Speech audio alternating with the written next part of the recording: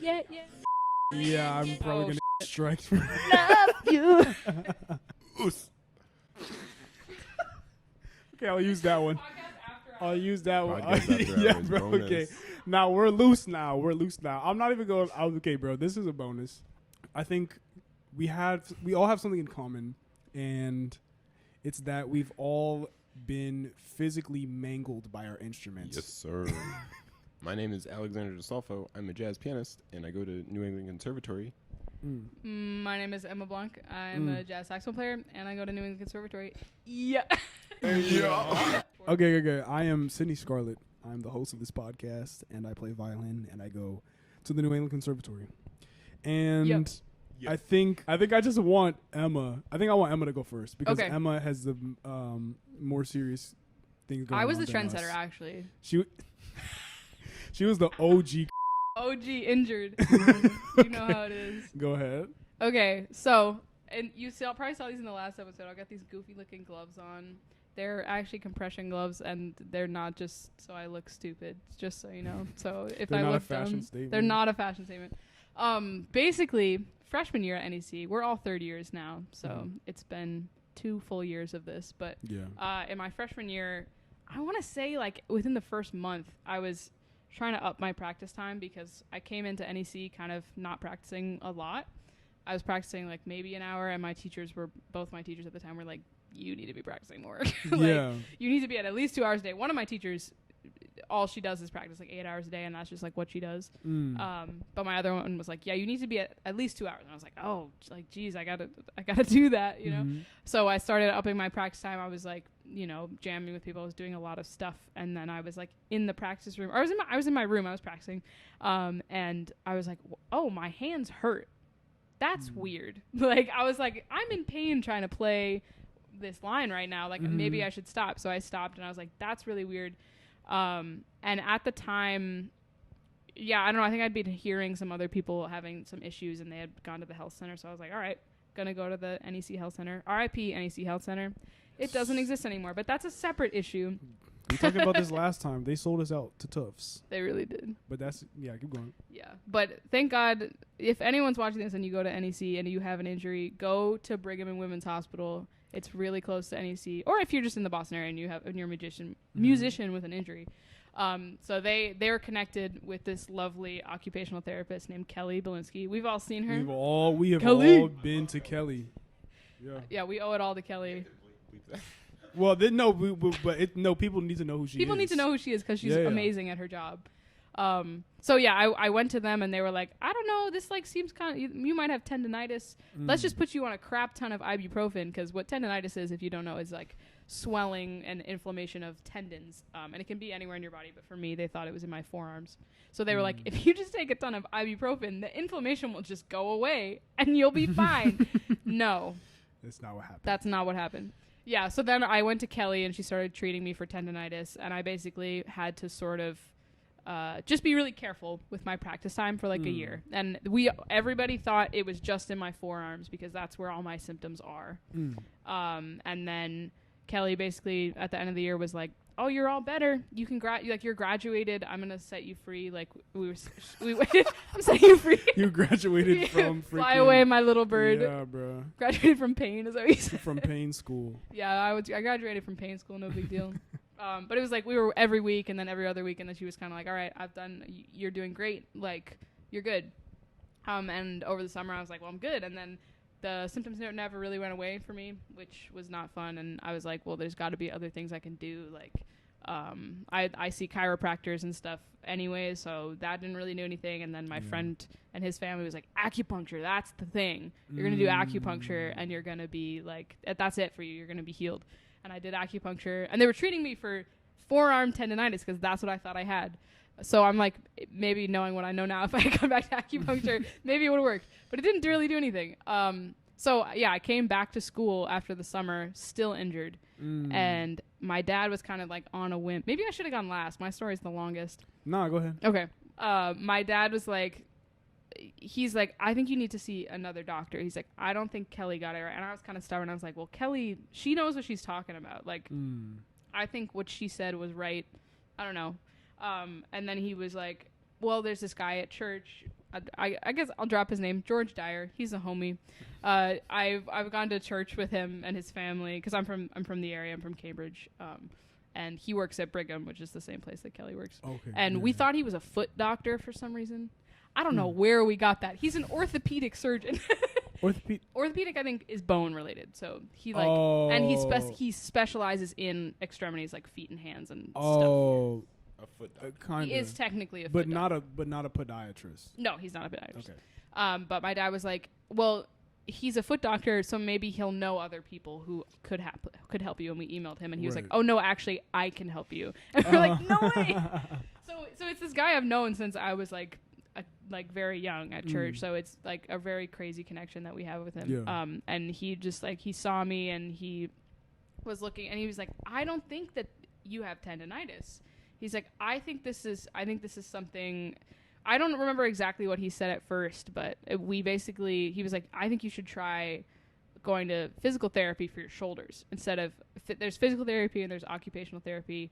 Physical therapy is for like bigger muscles, more like big movement. From what I can tell, I don't know, they're like kind of the similar. And then occupational therapy is for small, fine motor control, like your hands. So he was like, yeah, you went to a physical therapist too, didn't you? I went to a physical therapist for my back, and then Yeah. Kelly was my OT. Yeah. So then I went to Rachel Loffer at Brigham and Women's for shoulders, and she treated me for like a year. And as we like all of my sophomore year at NEC, and as we were going through, we're like doing more and more tests and like realizing different things. And they thought I had like carpal tunnel or something, so they had me do this crazy nerve test, which ended in me passing out on the floor because that's a whole other. Oh my God, I've had some crazy. What? Yeah, I really should have. I could just talk about my. Yeah. right. But they basically it's called an EMG, and they like send shocks through your nerves to make sure they work. And I don't have carpal tunnel, so everything was working fine. So they were like, let's do the second half of the test. And the guy like stabs his needle into my hand. And obviously that was super painful. So I like got really dizzy and I was like, I'm just going to close my eyes for a second and I'll be fine. And I passed out and fainted I had 2 black eyes for like months.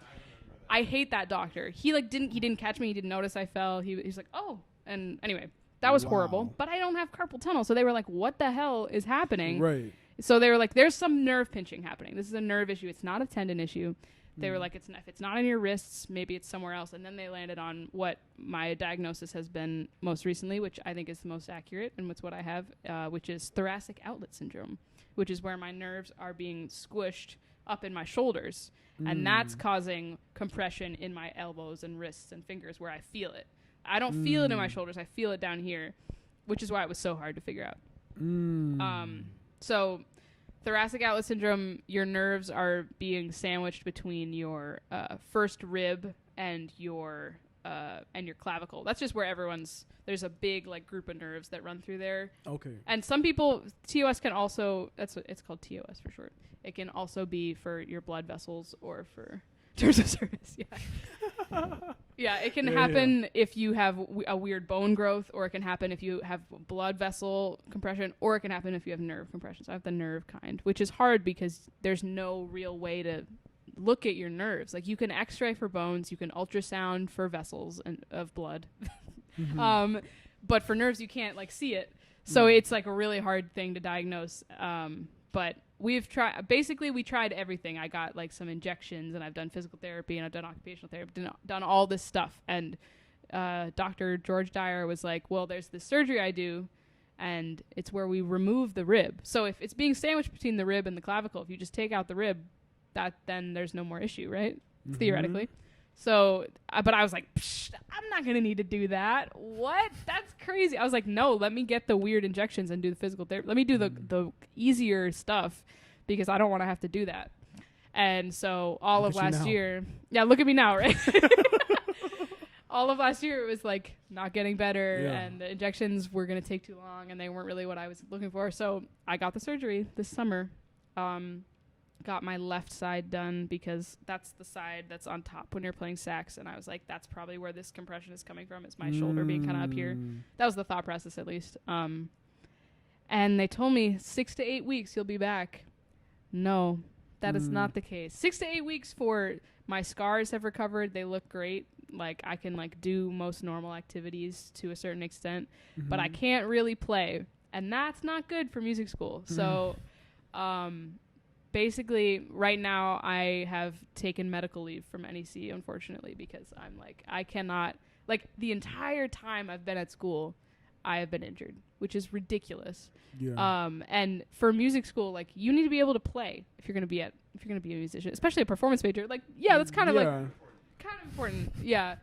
So I was like, it's getting to a point right now where my left side is still very much recovering from this surgery. My right side is very much extra injured because I've been having to compensate for my left side not working. So everything's irritated over here, and obviously it's not treated because I haven't gotten the surgery over there yet. Because you can't do them both at once, because that's obviously risky. It's a big toll on your body. So the plan is to get the other side done in the like winter and take the other next semester off also, and hopefully just have like a full 6 months to recover, because it's like this is what I want to do, and like through being injured, I have like pushed through as much as I possibly can, and I think that's just who I am as a person. It's like if I can't use my hands, I'm going to use my legs. Like I got into running because I was like, I can't lift weights. I can't do all this stuff. I can't play. I'm going to find something else to do. Like, I got into composition, and I got into like singing a little bit, because I'm like, these are things I can do that aren't going to hurt me, and that it can keep me entertained and really invested in my craft here at school, you know? And it's like, I feel like through like everything, all this like shit hitting the fan and everything's been thrown at me, it's like, well, I still really love this. Like this hasn't taken the love out of it, and it hasn't discouraged me. I mean, a little bit, obviously. It's like, it's pretty bad right now, but it's like all the more reason for me to take this time and like actually legitimately heal. If it's going to be this bad, and this is like, and it's now impacting my everyday life. It's not just like I can't type, and I can't cook, and I can't do all this stuff. So it's like, it's pretty bad. But yeah, just the like, I'm still finding enjoyment in music. I'm still finding other things to do, and I still love it. And it's like, okay, well, yeah, if this horrible thing can happen to you and you can still really care about this thing that you've dedicated your schooling to, then I think that that's a really good sign that this is like what I'm like meant to do with myself and what I want to do with myself. Yeah. Long story. I apologize. Go ahead. Mine's not going to seem nearly as no, neither is mine, but just like let's go. All of my injuries have been traumatically, not in like nerve damage, but because something happened. I've had a bad history with hurting myself on accident. Okay, go ahead. I guess it started with, I don't even know which one, but there was basically a series of injuries. Yeah, with the ice cream bowl, and I still got the scar.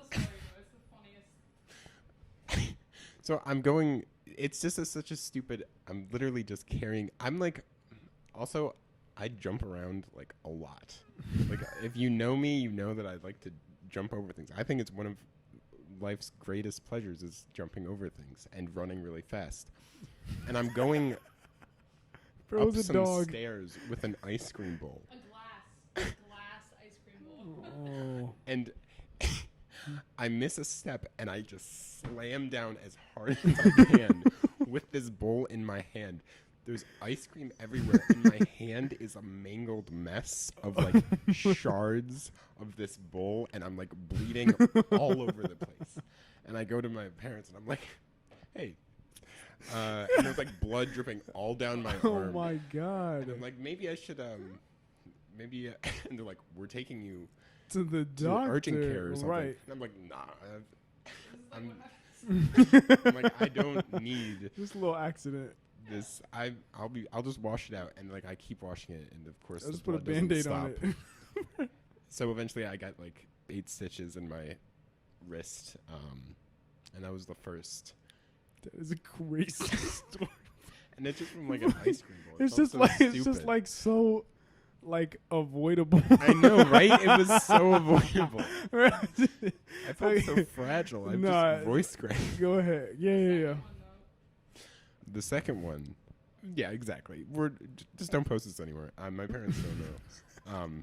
but I was skateboarding around Boston, and Emma was there, and I was doing the stupid trick way above my ability. I was getting somewhat close. And eventually I go, if I'm trying to like ollie up onto this ledge, and I'm like, why don't I try ollieing down? Because that's a smart idea.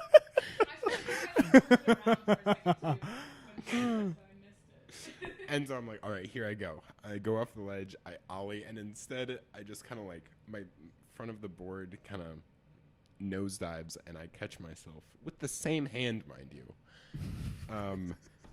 And I just really up my wrist. We went to go see. We were skateboarding back. And we're like, Colby, do you want to look at this wrist? And I remember. Was it her mom on the phone? Yeah. She called her mom, and I'm like, so like one of my wrists is like,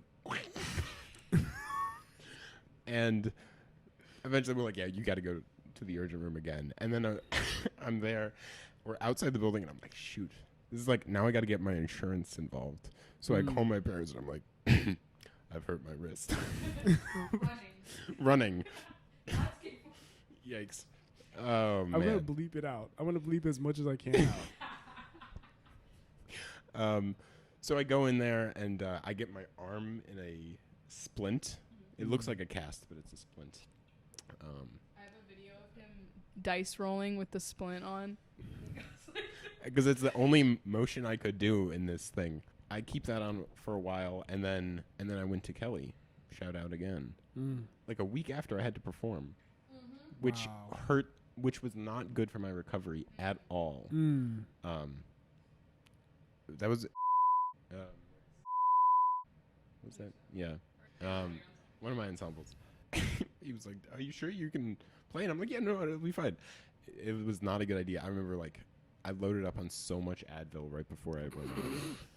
And like after I just felt like a constant like throbbing sensation in my entire hand. It was not great. And then since then there was like it took like a really long. I eventually, when I went back home, I had a bunch of these exercises, and basically my like wrist had like no strength left in it. And so it was like a mix of like you got to get a ton of strength back in your arm, but also you cannot overdo it. I'd always want to be like, you know what, I'm going to go really extra hard. It was like, you can't. That's not how recovery works. Right. And since then, there's just been, weird other instances of hurting my hand again.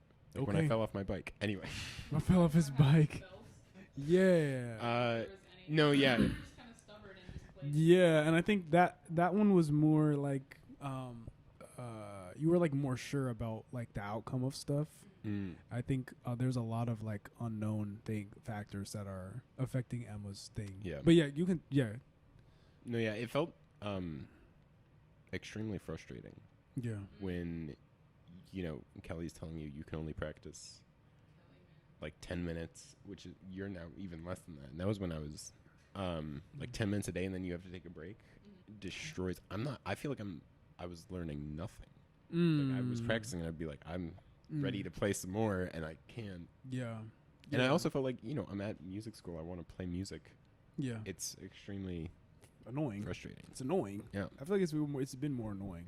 Yeah, I feel like when Kelly was like, I think we've all gone through that of the like going back to like basically no playing, and then you have like 2 minutes like 3 times a day spaced out all the way or whatever. And she was like, I remember going in and I was like, oh, I'm in like 3 ensembles. She's like, you can't be in 3 ensembles.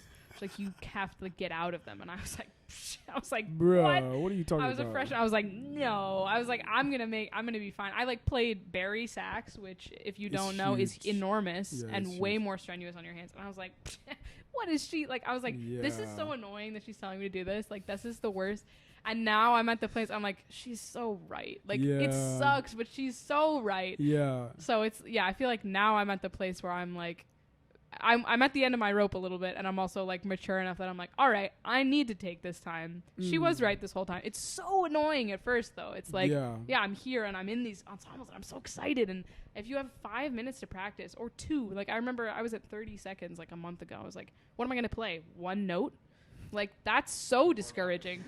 You don't even get through your warm up. You actually just play one note for like 30 seconds, and that is it. Like, it's hard. But then I feel like there's the opposite of where it's like where I'm at now is I'm at 7 minutes is my cap, but I'm taking that exactly as prescribed because I'm like, this is surgery recovery. Like, I can't mess this up, you know? Right. But it's also kind of like a mindset switch of, okay, how am I going to make the most of this 7 minutes? Like, when it's like 2, you're like, all right, this is actually pointless. And I hate my instrument. And I'm in pain from 2 minutes, and what the hell is going on? I shouldn't be. But when you have a little bit more, or even if you have just 2, you're like, okay, how can I actually like make this so purposeful and let me get as much as I can out of this time that I have, because that's all you have, you know? Right. Yeah, it makes you more thoughtful. I think it's cool because like I feel like all of our things were different. So mine, it's like I don't even know. I really just don't even know how to describe it. Like, I would say it's chronic, but like I don't think it's chronic. Like, I think it comes when I play badly or when I'm like not paying attention. So it's like technique wise, I think it's technique wise. Yeah, and like I think it's just something. Obviously, I'm gonna try and figure out what it is because I still don't know, and it's still like it's not anything like with my hands, like not really. But like when it was really bad back here, then it started affecting my hands. Because it's less bad back here, I feel a lot less things in my hands. But it started off as just like I would be practicing, and like I would just like stop to like turn a page or something for just like 2 seconds, and then I would just get like a stinging like a needle like in my back, and I was just like, yo, what the is happening? Like, this has never happened to me before, and I don't know what to do. So for a long time I just like play through it, kind of. You kind of just ignore it, because let's be honest, it's a very what you're dealing with. If you're a musician, you have an injury, it's kind of like, it's not necessarily super specific, like objectively, but like in your brain, you kind of think like, okay, bro, this is a very like niche thing. And like, and at least in my head, I was just like, bro, nobody's going to know how to deal with this. And it's going to take a lot of effort to like get to the right people. So I was just like, you know what? I'll just deal with it, whatever. And over time, I kind of just ignored it. It's just what a lot of people do. Yeah. I just ignored it, and then it was like bad. Like, it started affecting me while I was playing, and that was like unacceptable. And then it started hitting my hands, and like I would get. It was like the weirdest thing ever. Like, I would be playing, and like as I placed my fingers down, I would feel like shocks on my fingers. That sounds like nerve. Okay. But now freaking like I was feeling that, and I was like, yo, what the is going on? So I went to see a therapist, or like a guy, in my home, or the place where my parents live right now. And he was basically like, so there's nothing structurally wrong. Like, we took X-rays. We took X-rays. We took X-rays, and he was like, there's nothing structurally wrong with your bones. So like, at least you know that. And and he recommended me to more people. Even still, after that, I was just like, okay, well, there's nothing structurally wrong. It's like not a big deal. So then, like, I started playing on it more, and like then it was just like bad. Like, I couldn't play for like 15 minutes without this thing just like ruining like my whole, like my traps, like my upper back. And so I was just like, maybe I need to stop. And so I went to the health center, and they like were just like, they did some tests. No, not Kelly yet. Oh. But the health center, like they health center? Yeah. Spoiler alert, Kelly. Yeah. But not like, I went to the health center, and they were like, do these tests. And they were like, okay, yeah, so get out of orchestra for the next few weeks, and we're going to send you to Kelly. So I go to Kelly. At this point, I had to stop playing. I was going to Kelly. I had to stop playing, and Kelly was giving me like useful things, but similar to yours, it wasn't the root of the problem. And so I was seeing Matt, who is a physical therapist, but like it wasn't anything structural, which is the problem. And he's a physical therapist, so like he's not going to deal with anything like super nerve related. So I got discharged from physical therapy, and Kelly, after a while, like when I stopped playing, stuff stopped happening to my hands. So then, Crazy how that happens. then Kelly freaking discharged me, and then I was just like, at that point, when Kelly discharged me, it had been like, I think it was like 4 months. Wow. And I was playing like an hour a day, which is fine. But what really helped, or like what really like taught me a lot, was like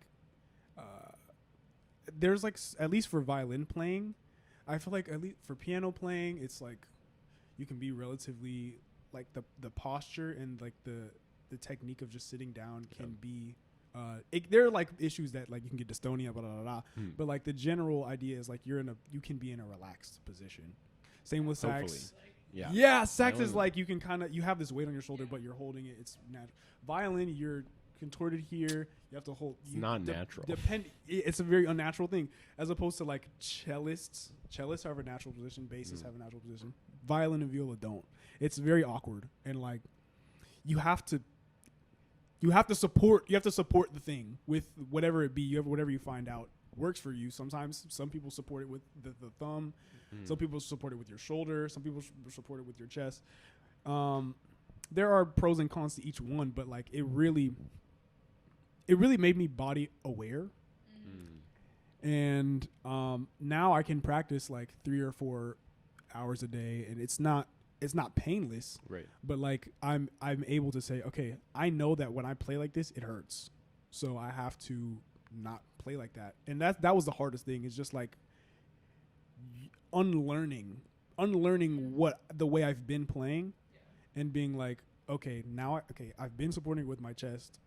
Now I have to consciously support it with my hand this whole time. Sometimes even when you're in practice, when you're in private and you're still trying to consciously think about it, your body will just still do that because that's what it's been doing. And then when you're in performance, like it's all the way. So then you're just doing, and it's like the most frustrating thing, because like then you walk away from performances like knowing that you played wrong, because not just because like you experienced it, because it hurts. Yeah, that's been interesting for me. I feel like I've gotten better. I feel like I have gotten better because I've become more body aware with like posture things, but then also just like it should feel good.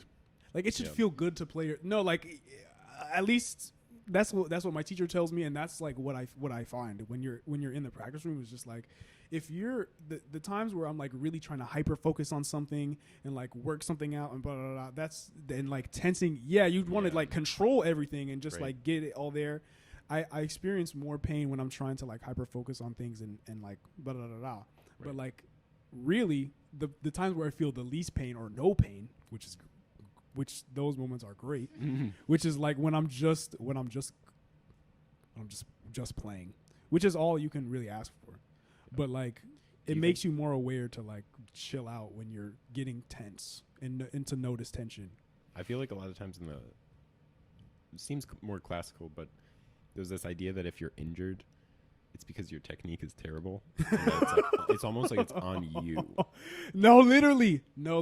And like, I think there was an email that went out to like the orchestra people, because I think a lot of people were having problems, or at least I'm gonna set the trend, but like at least in orchestra, I left orchestra for a while, and I think there was definitely like, I feel like a lot of people. Yeah, there were, and then like I think people started realizing, oh, maybe it's not okay that I feel this way when I play, or like they started like becoming more aware of their body, and like I think it was upsetting to like some of the faculty, and like they were sending out emails like, guys, get here early so you can warm up and not get injured, and blah, blah, blah. That's not how it works, and bro. Like obviously you want to stretch and warm up before. Yes, please stretch. If you take one thing away from this, but like stretch.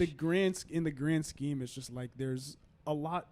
At least for me, it has been like you have to be like conscious of what you're doing all the time, which adds to like the episode we just made, like thinking so much about what you're doing while you're doing it. I feel like because I was injured. I've been injured now, like while Yeah. I'm still young, and I've had the time to like go through therapy, Mm. like physical therapy, and like think about how I'm playing. Like I'm not gonna, it's not gonna hit me later in life because I've had this chance to like deal with it now, you know. Yeah. And also I feel like it's, I mean it sucks. Like Mhm. music school is the time to shed yeah. and grind and and learn everything. Yeah. Yeah. But it's like also we're so young and our bodies react really well to change and can heal really well. So I'm Yeah. like I just had a literal bone removed from my body and I'm chilling. Like I was fine after like a month or two. Like even when I had just gotten home from the hospital, I was still like if I was any older, like I feel like it wouldn't be the same. Like my I mom feel like said that about pregnancy. damn. Like your body, Goddamn. when you're younger, your body like bounces back from pregnancy Yeah. a lot faster than And from you're older. injury. Yeah. Yeah. Yeah, so it's a good way to learn how to be very present and Yeah. conscious of what you're doing. And Yeah. I think I was gonna say, wait, are you? Okay. I was in the midst of my injury. I would have lessons, and I think I would show up early. I would show up early to my lessons because what else was I doing? Because I wasn't playing. I wasn't warming up because I couldn't play. But I would show up early, but I wouldn't like try and go in early or whatever because a lot of times he would have students before me. But this one time I saw he was just playing and there was no students in, so I knocked like 5 minutes. 5 minutes early, and I knocked. And he made eye contact with me, but he just ignored me. And I was just like, okay, so I'm just gonna wait here, I guess. And then at 1:30, the time for my lesson was, he opened the door and he was like, "Hi, Sydney." And then I was like, "Hi." And then he sat me down and was like, "Do not interrupt me when I'm practicing." Damn. And he was like, and the thing was, I got there at 1:25. His lessons end 10 minutes before his next lesson starts. He was so focused for like that. He like was slavering over that 10 minutes. That's crazy. Yeah. Like I was like, Make the most of the time you have. that you really know? made me think, because like it made me go to the practice room and like time would fly by and I would be like, what did I really just do? What did Yeah. like 2 hours has gone by. What did I actually do? It was like when he did that, it was just like I did like almost nothing. Yeah, Like close to nothing. And like it's just wild how much time you realize that like you're wasting, kind of. Yeah. And like, even with Emma's situation, like you have to figure out like, okay, I have 7 minutes, but like I cannot waste a second. Yeah, I cannot waste and a then single it second. becomes kind of also like, oh my god, I have 7 minutes. Like, oh shit, the timer's starting. Like, I have to play something. Like, what? You know? And then it's like, I'll be like, okay, let me get through this scale as quickly as I can. And then so then there's like the alternate. So I have to be like, okay, chill out. Right. You have these 7 minutes. You don't have to get through everything in these 7 minutes. Right. Like, you know, there's a balance to it. Also, Yeah. weren't you mental practicing for? I want to talk about mental practicing. Oh my god, Because bro. I just started doing that with Jerry Bergonzi. He was Bro, like, it's like you were in it. it's hard. It's hard for me. I don't know. It depends. I can do it sometimes, and sometimes I can't. Like it depends on what I'm doing though at the moment, because like I do have the ability to get sidetracked, like in my brain. When I couldn't play at all, I wasn't like really mentally practicing. I was like thinking that I was. Mm-hmm. But then like when I could only practice for like 30 minutes, an hour, that's when I started doing it involuntarily, because I was like thinking about exactly what I did in that short amount. I was thinking about amount or period. Short period of time, and then like I would just go like, okay, what would I do differently in that situation? Or like, and because like this time was so short, I would be on my usher shifts and I would just staring at that spot in the floor. bro, you just know, because like I would just stare at this spot, because like if you like kind of know your other senses and like just think about, okay, bro, just think about like you feel, just think about how it feels. That helped me a lot. That helped me like tons. And like I feel like it wasn't completely horrible, because I was able to be like, okay, when I go in next time, I know like how I'm gonna like do better than I did the last time. Yeah. But yeah. My experience with mental practicing, I don't know. One of the big things my teacher always stresses is being super purposeful about your practicing. Because you can sit down at a piano and you can look out the window and kind of, and then like an hour goes by and you're like, yeah, I didn't do anything. Yeah. But with mental practicing, I feel like it's almost, you're so focused on what you're actually playing. I mean, you can zone out, but if you're doing it right, you're going to be locked in to what, and it's the weirdest part is when I started doing it, and you told me about this, you start playing the piece in your head, and you mess up in the same place that you would on the piano. Yeah, Jerry Bergonzi, he was like, he's so funny. He's great. But he was my teacher this year before I left, and he was like, I've been thinking about you. You got to try this thing, mental practice. And I was like, okay, well, like, aren't you going to just, like, if you're practicing in your head, aren't you just going to do it right first time? And he's like, no, that's the thing. You are going to mess up. You're going to mess up in the same spots you would if you had the horn out. Like, that's how it works. And I was like, no way. And then it's true. And you felt it. Yeah. Yeah. You feel like you feel the tingle in your little fingers. You close your eyes. And like you could almost like feel your hands gliding over the piano despite like, of course, not being there. Right. And then you're like, oh, I messed up. And you're like, why did I just... It's in my head. I can make it whatever I want. Yeah. I still I'm like... up. Yeah. And it's such a surreal... It's like, why did... It's literally all in my head. I should be playing this perfectly. No, literally. That just goes to show that, like... The, like, bodily connection to your instrument. Bodily connection, but then also just, like... This is kind of off topic a little bit. But just... Come on, Sydney. Sorry. But no, just like how much of like practice and performance is not physical.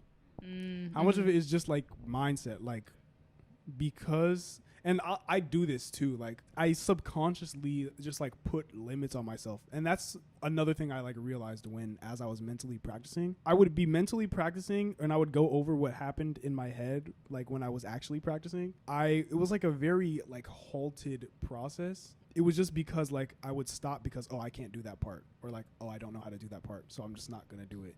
But then in lessons, my teacher would be like, just do it. Just do it. Just do it. And like you kind of have to, if you don't think you can do it, you kind of have to gaslight yourself into thinking you can. Yeah. And then you can. Yeah. And then you can because like it's not can. like you don't know what to do. It's all mindset. It's all mindset, bruh. And like if you either like have the confidence to just like accidentally f it up or you don't. Like sometimes you just gotta take a risk. And I feel like I used to not be a risk taker in the practice room. And now you are. And now I is. Look at you now. Yeah. Look at I now. Yeah. On the other side, on the physical side of it, I still need to mental practice more. I still don't do it as much as I should. Stopped. It's hard. It's so hard. Yeah. Jerry Bergonzi was like 15 minutes of mental practice is worth 2 hours of regular practice because it's that much mindset, which I don't know if that's the correct numbers. That's a crazy but it's pretty, ratio, bro. I was like, then I'll just do it for 15 minutes or whatever. That's a 1-to-8 ratio. I don't know if he does math that much, but yeah. That's wild. But he was like, about the mindset part, he was like, he's a very like spiritual guy, and he was like, you can literally like manifest how you want to sound just by like taking this time to mental practice and really, really envision it. Like not just, okay, I'm going to play my C major scale. This is how my fingers would do it. And like picturing that, but like I'm playing the saxophone.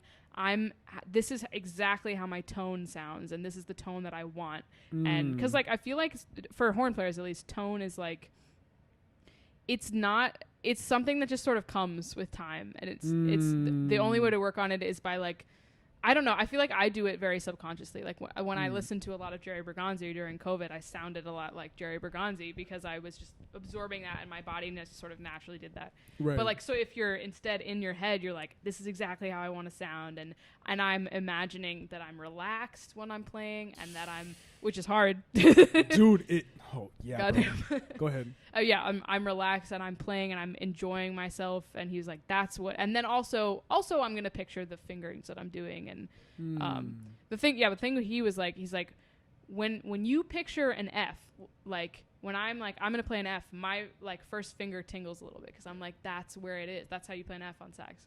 So like if you were like, I'm going to play an F, like you would picture your thing on your instrument or whatever. Or like you could probably imagine where that would be. 2 on the D string. Hell yeah. I know what that. E, F. Yo. Okay, sorry, go ahead. Yeah. But that physical connection is also crazy. It's like your mind and your body are so connected, and by working on your brain that much, like you don't even have to, I don't have to be like, this is how I'm pressing. It's like, I'm going to play a G now. I don't have to think about that hard. It's just going to happen. And this is what it would look like. But the manifestation, he was like, you can manifest anything. I manifested that I would be a musician full time and I'd be playing music with people I love. And look at me now. I was like, yeah, That's man. exactly what he's doing, bro. He's doing him. He's the perfect amount of delusional. That's a whole ass episode right there. Yeah, guys, that was another episode. That was supposed to be like 20 minutes. Sign up for Chicken Run.